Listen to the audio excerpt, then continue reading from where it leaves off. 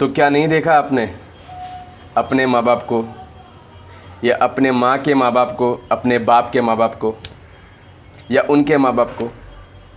नहीं देखा तो फिर पढ़िए, कम से कम अपने माँ बाप को तो देखिए। आप देखेंगे इनको देख के कि आपको कुछ 4 चीज़ें दिखाई दे रही है। पहली चीज़, इसमें कुछ अमीर हैं। दूसरी चीज़, इसमें कुछ गरीब लोग हैं। तीसरी, इनमें कुछ पढ़े लिखे लोग हैं। और चौथी, इनमें अक्सर जाहिल लोग हैं। लेकिन इन चारों लोगों में से एक कैटेगरी का इंसान है जो इन चारों में पाया जाता है, और वो है मूर्ख। तो क्या चाहते हो आप? क्या आप इस बात को नहीं मानते हो कि बच्चे की माँ अगर डिज़ायरफुल रही तो उसका बच्चा मूर्ख पैदा होगा? उसकी माँ ख्वाहिशों से भरपूर प्योर मटेरियलिस्टिक रही तो उसका बच्चा प्योर मूर्ख पैदा होगा? डिपेंड नहीं करता है कि वो जाहिल हो, उसकी माँ जाहिल है, उसकी माँ पढ़ा लिखा है, उसकी माँ अमीर है, उसकी माँ गरीब है, लेकिन वो मूर्ख पैदा करेगी ही करेगी। तो चालाक लोग, वो जो पॉलीगैमी में विश्वास करते हैं,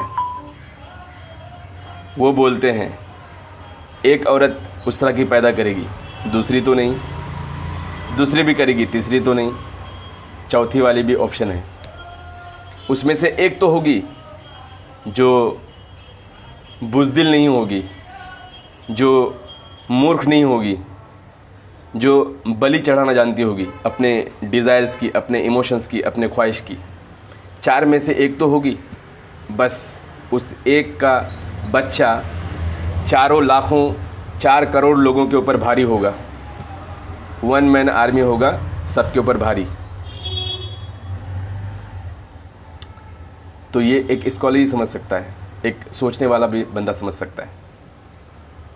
ये सोचने वाला बंदा इस हद तक सोच सकता है कि वो जो खुद अपने माँ बाप का बच्चा है, वो खुद की मूर्खता को देख के ये पता लगा सकता है कि क्या मुझे मेरे जैसा मूर्ख चाहिए इस माहौल में लाने के लिए, या इस सोसाइटी को देने के लिए, या कोई और।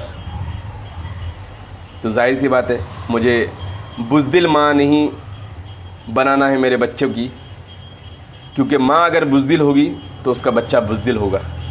माँ बहादुर होगी, उसका बेटा बहादुर होगा, उसकी बेटी बहादुर होगी।